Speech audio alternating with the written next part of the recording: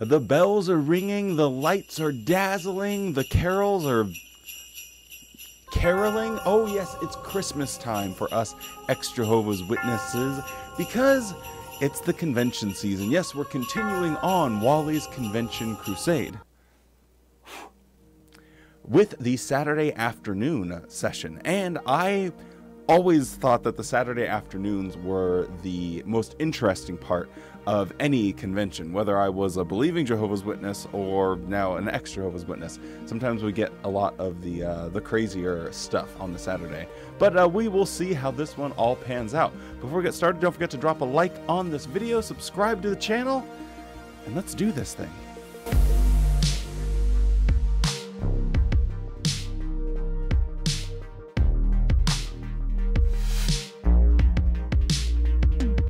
To all who gather here this day, to hear God's word and to learn His way. Life-giving truth He offers to us all. With thankfulness of heart we respond to His call.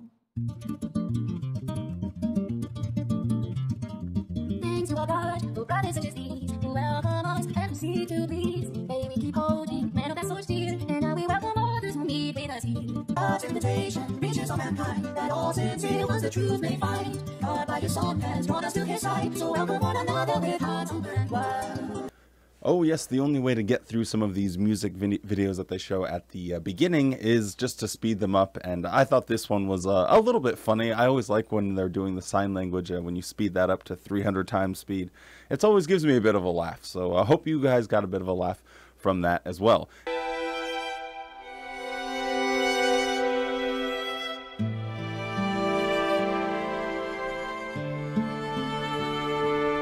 Gud jehovah allt har skapat, ja, universum stort. Livets andedräkt skänkte och skapelserna vet att värdig han är att tillbedd blir av alla i evighet.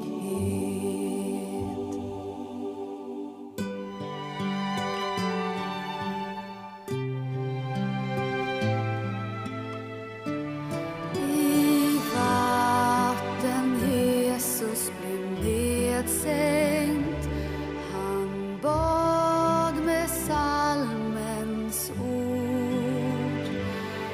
Vi går, din son, den ner eller dör, till dig Jehova vi hör.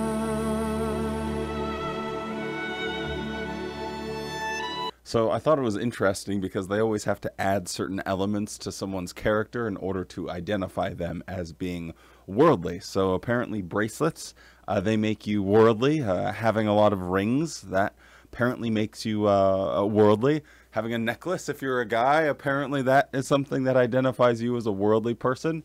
Then if you go into the little party scene, I was really laughing because I'm like, this could definitely be a party that is in a Bethel room right now, minus the people that are smoking out on the deck. That would be the only difference.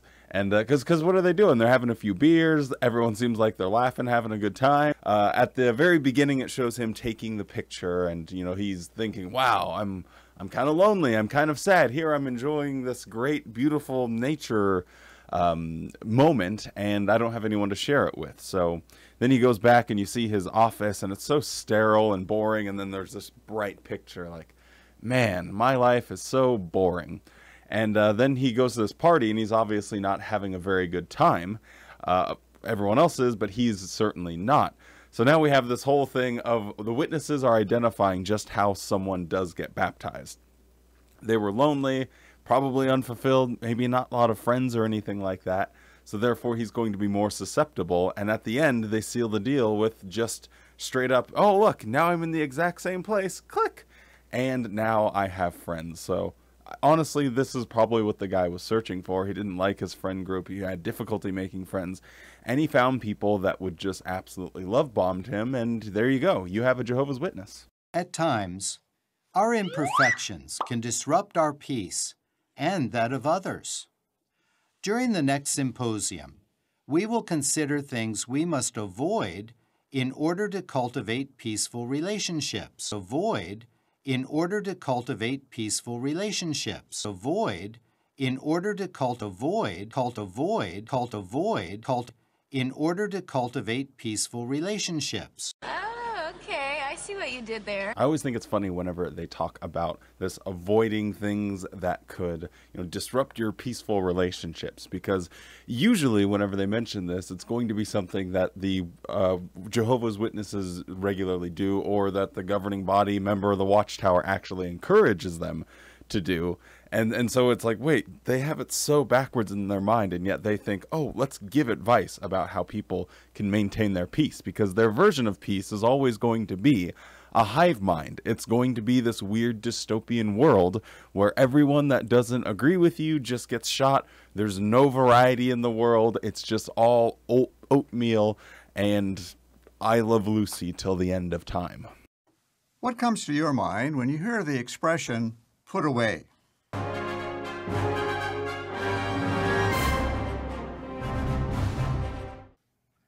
You may think of related expressions such as cast aside, dispose of, discard, get rid of. What did we have to put away to become a Christian? Not that my expectations for Watchtower videos are particularly high when it comes to their introductions, but this one was a real doozy. Imagine if every time I make a video, I start by saying, and in this video. Now, when you hear the word video, you might be thinking of a film, or a movie, or an MP4, or at a certain point, okay, yes, I'm familiar with the concept. You don't have to, give me all of these synonyms. So let's see what Dr. Cinnamon has for the cinnamon. I meant to say synonym. Did I say cinnamon the first time or the second time? So we had to put away the old personality. But it's one thing to put it away, it's something else to keep it away. And that's why in the very next verse, verse 23, Paul encourages us to do this. And you should continue to be made new in your dominant mental attitude. That's so important to keep it away, because the old personality has traits that can become peace wreckers. So this idea of the new personality and putting away the old personality is something that I find pretty irritating, because it is taking and stripping away people's authentic selves in most instances, and you're trying to shape this very particular mold, and there's not any leeway with regard to how you think and how you live your life, what type of music you like, what type of friends you surround yourself with, what type of employment, what type of opportunities. I mean, what type, just your entire life is basically summed up by your relationship to being one of Jehovah's Witnesses. And because of that, when they talk about being or putting off the old personality and keeping it off, oh yes, he was very, very proud of himself for coming up with this big-brained reasoning on this verse. But when they talk about keeping it off, it's basically just saying suppression. Suppression is the key to being a Jehovah's Witness. Yes, you're going to have these genuine feelings and emotions toward, say, calling your mom or your dad or your son or your daughter that left Jehovah's Witnesses, but suppress those emotions. Sure, you might be attracted to someone that Watchtower says is not okay to be attracted to. Suppress those things. That's part of the old personality, and you need to strip that off and put it away and keep it away. This symposium will consider 5 peace wreckers that we should put away and keep away. Each talk will include the following main points. Number 1, it will define the peace wrecker. Number 2, it will explain how it wrecks peace. And number 3, we will consider how to put it away. Yes, I think we already know that we are going to have some wild dramatizations in this symposium. So let's speed run his talk and see what kind of goofy videos that they've put together to show us what exactly is a peace wrecker. What is inappropriate boasting? Basically, it's self-praise. And the Bible condemns self-praise. Notice Proverbs chapter 27 and verse 2. Let someone else praise you, and not your own mouth, others, and not your own lips. Anyone that's been around the organization or has noticed the changes within the Jehovah's Witness organization has noticed how it has become less about the Bible and more about Watchtower. It's become less about Jehovah, God, and more about the governing body. And it's become a lot less about, well, what did Jesus teach versus, well, what do old watchtowers have to say, or how can they weigh in? They've had a fundamental shift where it feels like it's become more men-oriented. And we see time and time again where the governing body members are literally giving entire talks praising how much spiritual food is available. Well, where does the spiritual food come from? Well, it comes from you. And you're the one providing it, so therefore it just feels disingenuous, especially when you're going, And that's all, folks. That you are going to be having a talk later on that talks about inappropriate boasting. So I guess maybe the only way out of this is saying, well, we only boast in Jehovah. We only boast in the wonderful accomplishments. But like I said before, that shifts the focus away from God and onto the person. Therefore, I would say it is boasting about yourself and your own accomplishment. Self-praise is an evidence of pride, and that causes one to elevate himself above others. Some might develop an unhealthy pride about their accomplishments, even in the ministry. It happened in the first century. Paul had to write the Corinthian congregation about the dissensions that they were having, the lack of peace they were experiencing. Why? Well, some of the congregation were puffed up in pride about themselves or other men, such as Paul, Apollos, Cephas. They were giving too much attention to themselves and to other men. A helper to the publishing committee. Brother Seth Hyatt, a helper to the service committee. Brother Patrick LaFranca, a helper to the personnel committee, will... Brother Kenneth Cook, a member of the governing body. Oh, yes, we wouldn't want to get puffed up with pride, and yet before every single one of these convention speakers is introduced, they always give you their name and the department that they work at. Oh, this is a governing body member. This is a helper at this committee. This is on this committee. They're talking about their accomplishments. And what does that do? How does that add anything? Because none of these guys are necessarily professionals. It's not like, oh, well, this guy has a PhD in something. He's not giving his credentials because those will add weight to his statements. The statements, if this guy is standing there, his statements automatically have weight because that's how it works within the Jehovah's Witness organization. They don't have to say, well, this is where I went to seminary, and this is my ancient languages degree, and this is my doctorate in history. No, they can just be any old person that grinded hard and long enough.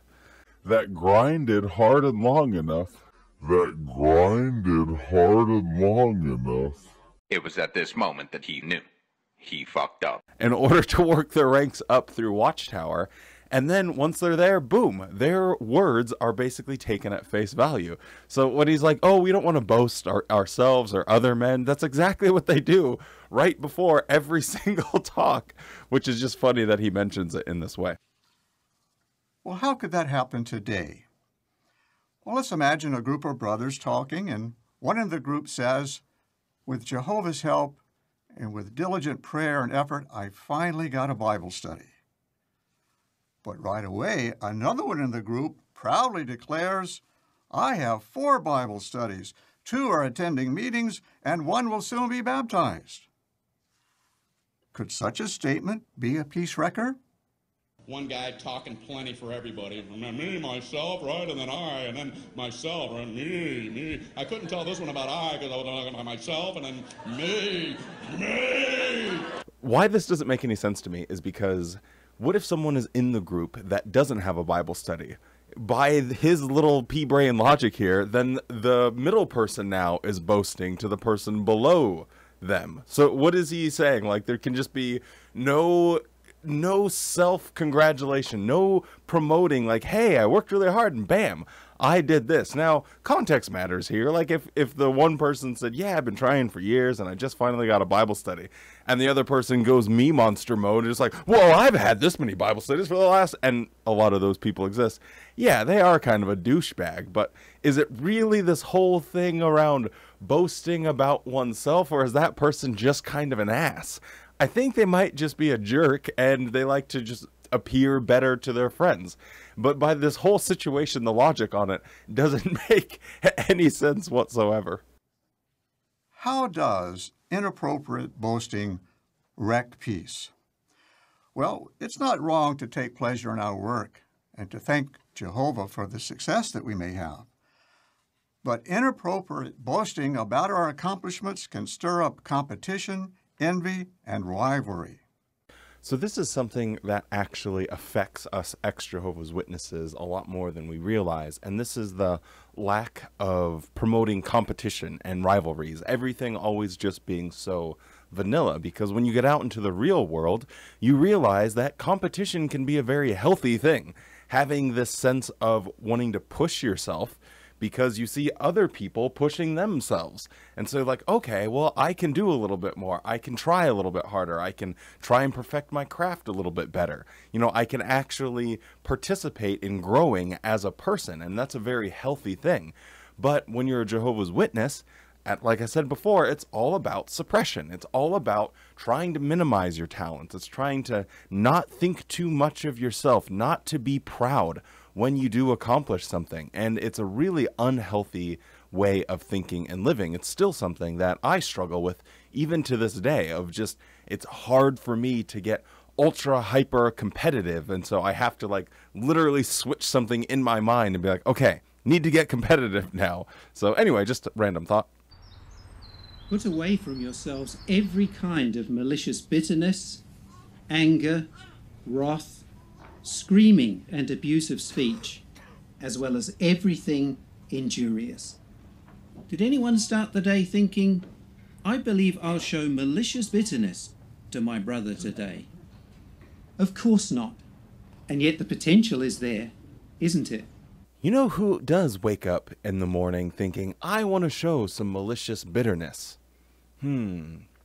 Can't really think of anyone. Oh, wait, no. When they're writing these talks about the LGBTQ plus community, guess what? They do wake up and think, yep, time to put on the suit and spread some malicious bitterness out there. But genuine affection fights peace wreckers. And affection grows when we really know our brothers and sisters well. We remember their joys and pain, their selfless zeal, how they came to love Jehovah, and what they endure.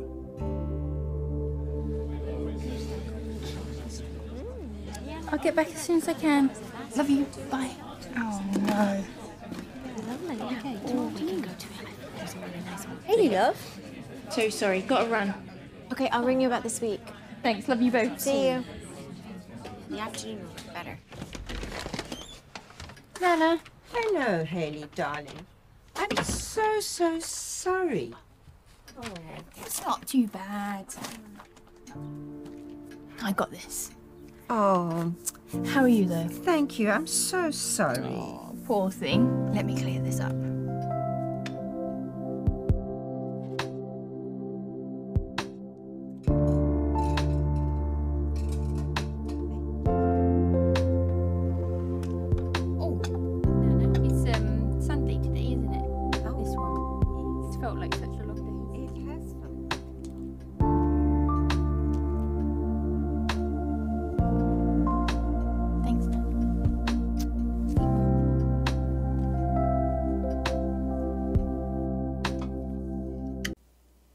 So we have to get our protagonist. So we have to get our protagonist all gassed up here. She's at the meeting, takes care of an elderly person. We don't really know if there's a familial relationship there or not.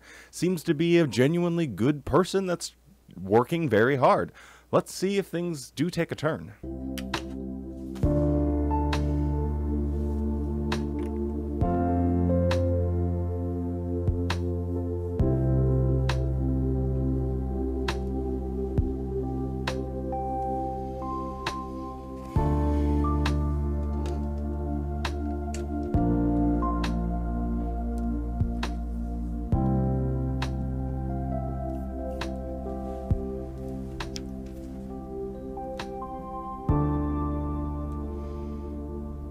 Hello everyone, Hayley from Junior Design here, helping you to be effortlessly elegant.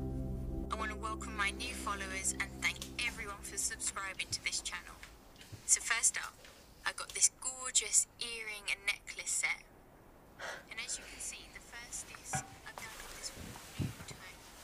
And that's great because it Can you believe her? that you can wear. Hayley's business feed. But what makes this set really special, giving you that understated elegance look.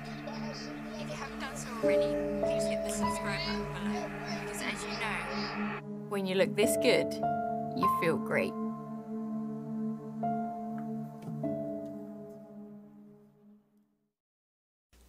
Now that was some classic, like, infomercial level of overacting. This lady is so pissed off. Can you believe this? And her husband's like, God, why do I have to be married to this lady? I just sat on the couch. Let me watch football and relax for a second. He could care less. He's like, yeah, it's a business feed. What's the big deal? You're just trying to sell some earrings and a necklace. Like, what? Why is this problematic in her brain? But the funny thing is this is exactly how it goes in Watchtower land. They like to think of themselves as these kind, humble people, but oftentimes it's been my experience that when I was a Jehovah's Witness, that was when I was surrounded by the most arrogant people, the most judgmental, the most easily bent out of shape that I've ever met from anyone on the outside of the organization. So it does actually appear to be a genuine problem, and we'll see if they're going to address this woman's attitude or address the fact that this person is having a blog and selling earrings. I highly doubt that they're going that route, and strike me down now with lightning if that's what they're going to say. And they say that the lady that was upset about it was the one that was actually in the right. That would be a wild turn, but I don't see that happening. Strike me down now with lightning if that's what they're going to say. Was the sister in this video boasting inappropriately? No. She was a humble servant of Jehovah, kindly and patiently helping her elderly relative. But do you recall her business website and the presentation she made about her jewelry products? She said, "When you look this good, you feel great." Her Christian sister was upset and took those comments and her actions to be boastful. Well, this video reminds us to think about how our words and our actions may appear to others. I had to say lightning, didn't I?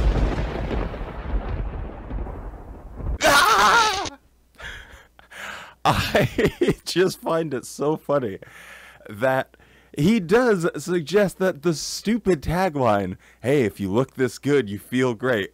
She's not putting anyone down. She's just acknowledging and trying to promote her business. Hey, you'll look better. What's wrong with saying that? She's not saying you look terrible now, therefore you need this. Okay, that might be something that's a little off-putting to some people.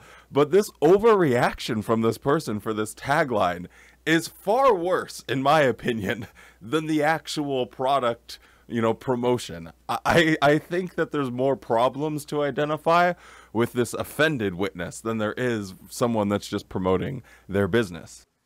We do not want to boast about ourselves, but give all credit to Jehovah for the good that we can do. Now, some people are proud about their good looks, their popularity, their wealth, their position, their physical strength, musical ability. But remember, King David of ancient Israel had all of those assets. But throughout his entire life, he never became a boastful person. It's starting to feel that in this convention, every time they go and try and make a point, they just pluck some random person out of the Bible and be like, hey, look at what they did. You shouldn't be too boasting. You shouldn't be too proud of your accomplishments, no matter what they are. Why? Think of King David. He had everything in the world. And he was God's friend. You're seriously saying that someone that commits murder, steals a man's wife and then murders him, that commits polygamy, which was against one of the laws that for the kings. What else? He did that weird census thing when then a bunch of people died because of him taking a census. There was another thing like that. And, you know, God never really like steps in and does anything or punishes him in any significant way other than, well, like killing a child. But, you know, that's just normal operating procedure in these situations. But it's so crazy that this, of all examples, is the person that he wants to point to. He doesn't point to like some poor sod that was like humble that Jesus healed because of his faith. No, he has to point to someone that has a lot of stuff, but he never really boasts about it. It's almost like it was written by someone that has a lot of fame and power and does a lot of boasting. It almost as if we have a little Freudian slip here. Just me. Brother Seth Hyatt, a helper to the service committee, will now present the next talk of this symposium, Put Away Peace Wreckers, Envy. What is envy? Do you know? Hello again, friend of a friend. It's important that we be able to identify the symptoms of envy. Why? Because envy is an expression of hatred. It's an enemy of peace. And if left unchecked, it can result in spiritual death. I just can't get enough of them coming up with the silliest definitions for words that everyone understands. Envy equals hatred. Like, what? Like, what are you talking about? Sure, there are people that I'm envious of. I think just about everyone on planet Earth is envious of other people for something. That, you know, maybe that is different about them or that they don't have. And yeah, obviously there can be like a dangerous level of envy that can develop in a person's personality. And there could just be like the normal envy that all of us feel. But for him, oh no, this is big time. This is hatred. This could be spiritual death. What could be worse than spiritual death? Don't be envious, people. It's like, whoa, I was not ready for that one, big guy. An envious person not only wants what someone else has, he doesn't want the other person to have it. Nope. Here's an example. In the 1st century, Jewish religious leaders envied Jesus because Jesus was much appreciated by the common people. Jesus dealt with people, including lowly ones, in a way that dignified them. As a result, he was appreciated. The religious leaders envied him, but rather than adjusting their own way of dealing with people, they attacked Jesus verbally in an effort to destroy his good reputation. They spread malicious slander. Not only did they want what Jesus had, they didn't want Jesus to have it. So I left this slightly longer clip in here because I found it really fascinating that Watchtower can be so incredibly tone deaf in this situation. They are the ones that apparently are envious of apostates because they spread malicious slander against apostates. They just do. They try and silence them. They don't want their people dealing with them. They don't actually acknowledge any of the points we try and make. They don't actually try and deal with those or have a conversation or show any room for budging. They sit at this precipice of arrogance and look down at the entire world and say, no, the entire world has these points wrong. We have it right. I don't get how they are saying this thing about, well, look at those religious leaders and what did they do when Jesus was trying to treat people compassionately and kindly and had a message of genuine peace and not putting more burdens on people's lives? How he's describing it, hey, that actually sounds exactly like apostates, and Watchtower now sounds exactly like the Pharisees. It's clear that envy allows no room for love, compassion, or kindness. Those qualities go out the window, and they're replaced by qualities such as hatred, strife, fits of anger. Again, this just is not my experience in life. Just because I might be envious of what someone has doesn't mean we can't be friends. Earlier, he said it, but I cut it out. He says it destroys families and friendships. They can't exist with envy. Maybe I'm on the outside here, but I think that all of these things exist just fine and dandy with envy. What he's talking about is something that is like beyond. It is like envy dialed up to 11. They set that thing to wombo and just went crazy. And envy is insidious. In the following dramatization, notice how envy threatens to disrupt peace.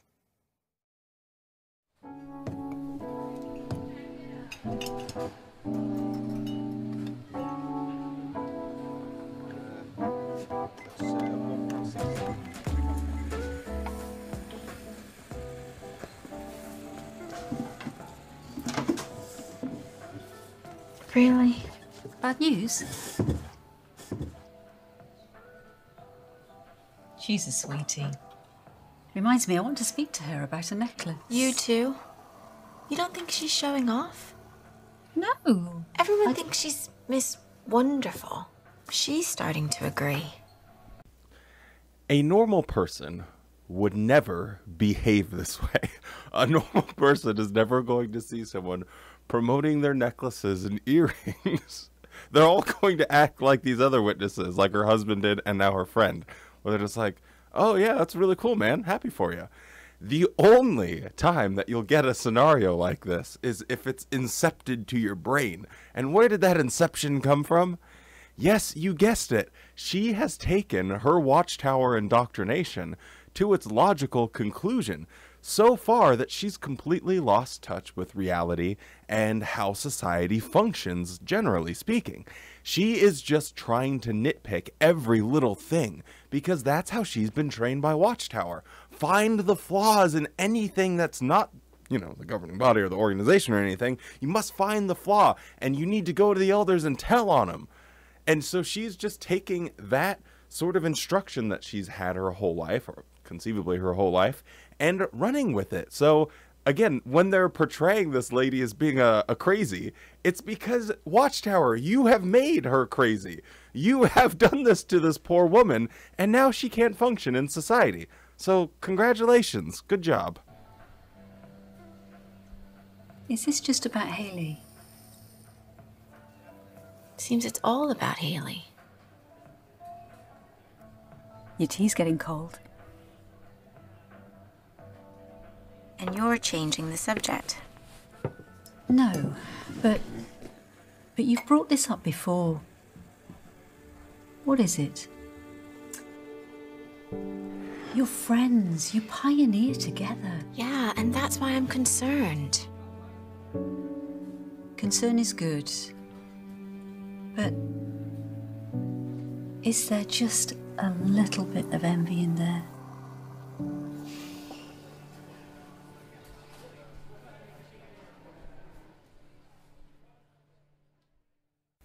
So Dr. Phil over here is really asking some great questions to get at it and, you know, really piercing the heart here. Is there just a little bit of envy in there? What are you talking about? She's talked about this in the past, and it was ridiculous. No doubt you shut it down there because it's stupid. Now she's bringing it up again, sitting there obsessing over it with her phone. This isn't envy we're talking about. This is obsession. This person is, like, actually obsessed. And it's the person that should be concerned is the one making these videos. I would be scared for my safety if someone is that obsessed with you. It's a very unhealthy relationship that they got cooking here. But at least they're all pioneering together, so they can really do some reflection and think about the real importance of the pioneer work and getting that done. Oh wait, when you are a pioneer and you realize you're just constantly on this hamster wheel going, and yet you're never going anywhere, what it does to your mind is it just turns inward. And pioneers will be some of the most gossipy, like, nose in everyone's business people in a congregation because they are spending so much time in the ministry and doing all this stuff. But the ministry isn't really that hard, and you're out there just talking with people. And it's a situation that leads to cliques and everyone getting in everyone's business all the time. And yeah, I think Watchtower has produced a video showing exactly the mental state of a Jehovah's Witness pioneer. Contentment. A content person is satisfied with what he has. He doesn't compare his privilege or his possession with another person's privilege or possession. He's content. Humility, contentment. With Jehovah's help, we can cultivate these beautiful qualities, qualities that leave no room for envy. It's funny that they preach about, humility and contentment and not being envious or any of these things of other people. And yet they're always telling people that you need to reach out for more. Reach out for more privileges. So we only want you to have this competition, this real eagerness, and to get after it when it comes to doing free work for Watchtower.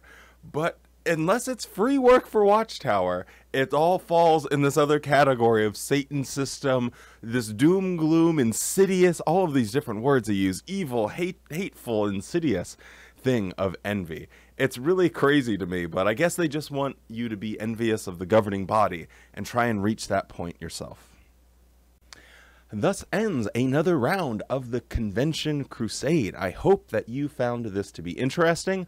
I sure look forward to tomorrow, and we can see how this whole scandalous hootenanny is going to eventually unveil itself. So I'm pretty keen on seeing how this sister is going to change her envious ways and is going to become a rational, a balanced person through the use of God's Word, the Bible. But thank you so much for joining me this morning, or I guess, whenever you're watching it. But if you're watching the premiere, then it's in the morning, 6 a.m. Pacifical time, and we will be back tomorrow at 6 a.m. Pacifical time for another round of the Convention Crusade. My name is Wally. Thank you so much, and I just realized I forgot to bring ZZ in here with me. Sorry, ZZ fans. ZZ will be setting up an OnlyFans account so you can see pictures of him doing some chicanerous things. So if anyone's interested, the link will never be down below because obviously I'm lying. Am I lying? I wonder if there is an OnlyFans for cats. Man, my search history is probably the weirdest search history ever. Because anything pops in my head and I'm like, do cats have OnlyFans? Cats aren't usually... No, OnlyFans. Not do cats like fans. Not like it's hot. What the hell? OnlyFans. I don't know how this works. I don't know if I've ever clicked on this. Oh, that's not exactly what I was looking for when I said cat. I probably should have thought about that all the way through.